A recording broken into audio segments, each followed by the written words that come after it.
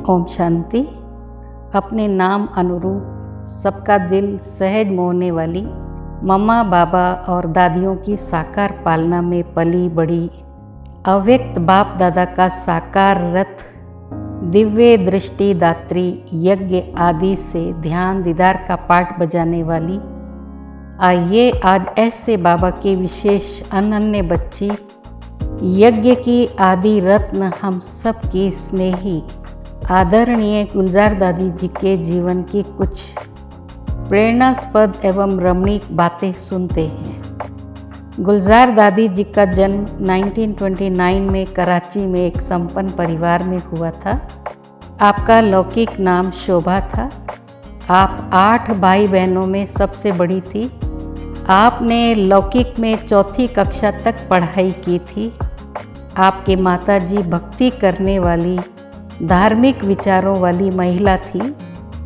लौकिक में दादी ऑलराउंडर, आपकी माता और दादी रुक्मणी आपकी मौसी थी। आपका परिवार कराची में रहता था। आपकी माताजी ने स्वेच्छा से आपको बाबा के यज्ञ में आत्मसमर्पण कराया था, क्योंकि वे हमेशा से यह चाहती थी कि उनका एक बच्चा आध्यात्मिकता की ओर अवश्य जाए। आप यज्ञ के अति आरंभ काल में 1937 में 8 वर्ष की अल्पायु में हैदराबाद में ओम निवास बोर्डिंग स्कूल द्वारा शामिल हुई। आप अपनी चाची के बच्चों के साथ बोर्डिंग में आई थी, परंतु धीरे धीरे सब चले गए। बाबा ने आपको अव्यक्त नाम हृदय मोहिनी दिया था। मम्मा बाबा आप बच्चों की बहुत प्यार और दुलार से पालना करते थे। आप लगभग 80 बच्चे एक बड़े हॉल में रहा करते थे। आपकी पालना 5 दादियाँ और माताएं करती थी। आपकी परवरिश व शिक्षा राजकुमारियों की तरह हुई। बाबा हर मौसम के फल सबसे पहले लाकर आप चैतन्य ठाकुरों को खिलाते थे। मम्मा बाबा आप बच्चों को प्रतिदिन सुबह शाम गुड मॉर्निंग और गुड नाइट करते थे। रिकॉर्ड पर ही आप सुबह उठते और रात्रि को सोते थे। बाबा ने शुरू से नशा चढ़ाया था कि आप आत्मा हैं, चैतन्य ठाकुर हैं, ब्रह्मा विष्णु शंकर हैं। सुबह सृष्टि रचती हो इसलिए ब्रह्मा हो, दिल में पालना करते हो तो विष्णु हो, और रात को दिनचर्या को समाप्त करते हो तो शंकर हो। आप जो भी ओम मंडली में आए वे दुनिया के हिसाब से बड़े शाहूकार परिवार से थे। हर छोटे कार्य के लिए भी नौकर थे, परंतु यज्ञ में बाबा ने अपने निस्वार्थ प्यार की पालना से आप बच्चों को अपना बना लिया। ब्रह्मा बाबा के प्रशासन की विशेषता यही थी कि वे सबका उमंग उत्साह बढ़ाए रखते थे, जिससे किसी भी प्रकार की सेवा बहुत अच्छी हो जाती थी। बाबा आप बच्चों को बचपन से ही युक्ति से ईश्वरीय सेवा कराते थे। सुबह चंद्रमणि दादी आप सबको ड्रिल कराती थी और फिर आप सब सैर करने बगीचे में जाते थे। वहाँ आप मिट्ठू दादी द्वारा सिखाए बाबा के लिखे गीत गाते थे। गीत में कुछ इस प्रकार से था, एक मकड़ी है, वो अपना ही जाल तैयार कर अपनी गृहस्थी बनाती है, फिर उसी में फंस जाती है, वो क्या दूसरों को मुक्त करेगी। बगीचे के पास एक गुरु का सत्संग चलता था।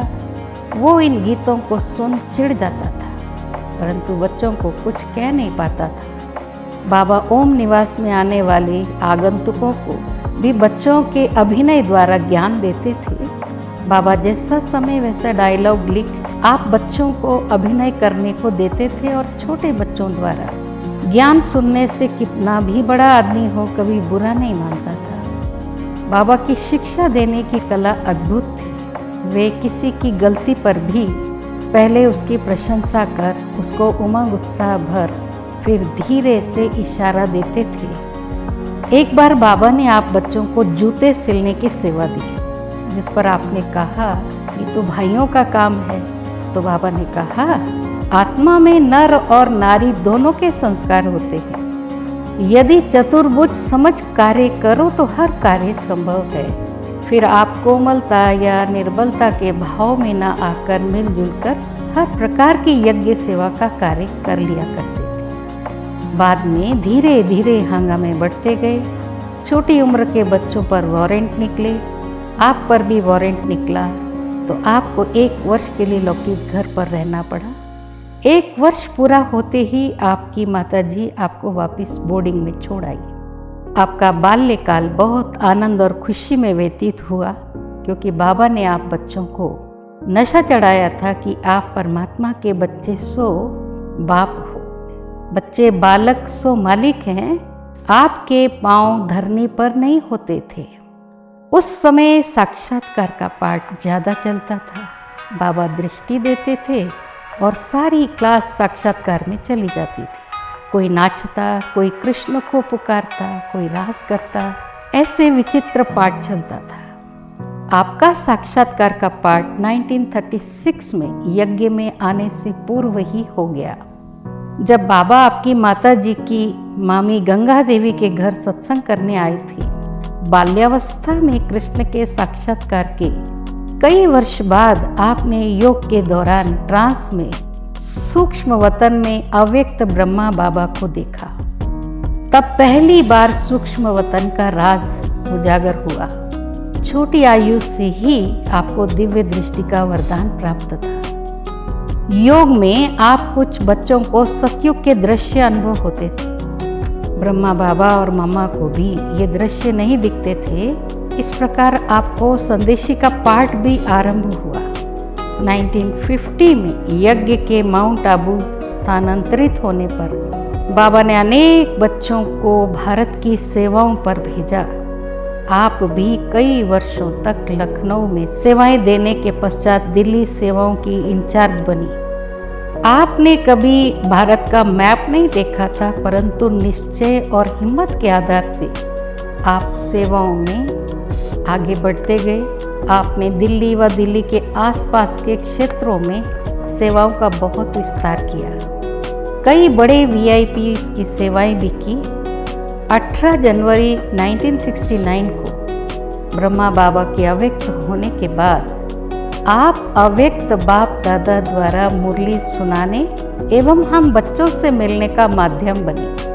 1969 से 2015 तक आपने लगातार विभिन्न सेवा केंद्रों का भ्रमण कर सेवाएं की। आप स्व परिवर्तन पर बहुत अच्छे व्याख्यान देती थी।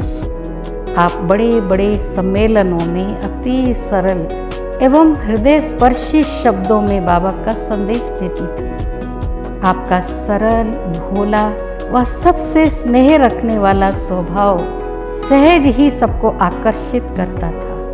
आपको कैंसर जैसी शारीरिक व्याधियों का भी सामना करना पड़ा, किंतु राजयोग की शक्ति एवं धैर्यता से सहज ही आपने उस पर जीत पाई।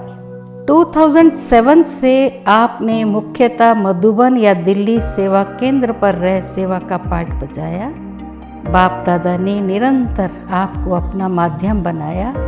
आपका कई पूर्वी एवं पश्चिमी देशों में यज्ञ सेवार्थ निमंत्रण पर जाना हुआ, जैसे Australia, Japan, New Zealand, Philippines, Hong Kong, Singapore, Malaysia, Indonesia, Sri Lanka, USA, Brazil, Mexico, Canada, UK, Germany, France, Holland, Poland, रूस, अफ्रीका आदि। आपने आध्यात्मिकता, philosophy, Rajyoga, art of living आदि विषयों में निपुणता से कई व्याख्यान दिए। आप विचारों में स्पष्ट, अनुभवों की धनी व बोल में सादगी का गुण रखती थी, जिस कारण अनेकों ने आपके द्वारा परमात्मा का संदेश पाया। आपको विभिन्न देशों के कई राष्ट्र अध्यक्षों द्वारा सम्मानित किया गया था। आप कई अंतर्राष्ट्रीय और राष्ट्रीय स्तर के सम्मेलन, मेले, प्रदर्शनियां, अभियानों आदि की भी आयोजक रही। आप मार्च 2020 तक यज्ञ की अतिरिक्त प्रमुख प्रशासिका तथा बिजनेस एंड इंडस्ट्री विंग की कल्चरल विंग की अध्यक्षा रही। आप अप्रैल 2020 से 10 मार्च 2021 तक प्रजापिता ब्रह्मा कुमारी ईश्वरीय विश्वविद्यालय की मुख्य प्रशासनिक प्रमुख थी। आप ब्रह्मा कुमारी विश्वविद्यालय की प्रबंध समिति की, राज्यों शिक्षा और अनुसंधान के फाउंडेशन की, वर्ल्ड रिन्यूअल स्पिरिचुअल ट्रस्ट और ब्रह्मा कुमारी एजुकेशनल सोसाइटी की सदस्य भी थी। आप सब के लिए सदा एक प्रेरणा स्रोत रही।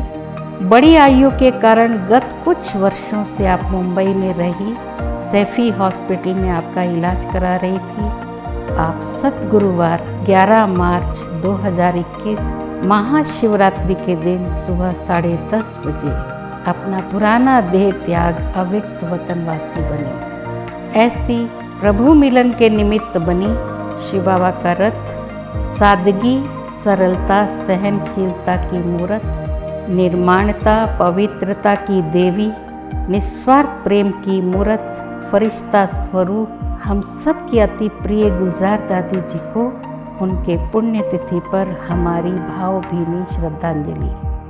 आपके दिव्य कर्तव्य, वैराग्य वृत्ति, त्याग, तपस्या और निस्वार्थ सेवा, स्पष्ट बुद्धि, निश्चल ईश्वरीय प्रेम, कर्म कुशलता जैसे गुण हमें सदा प्रेरित करते रहेंगे। ओम शांति।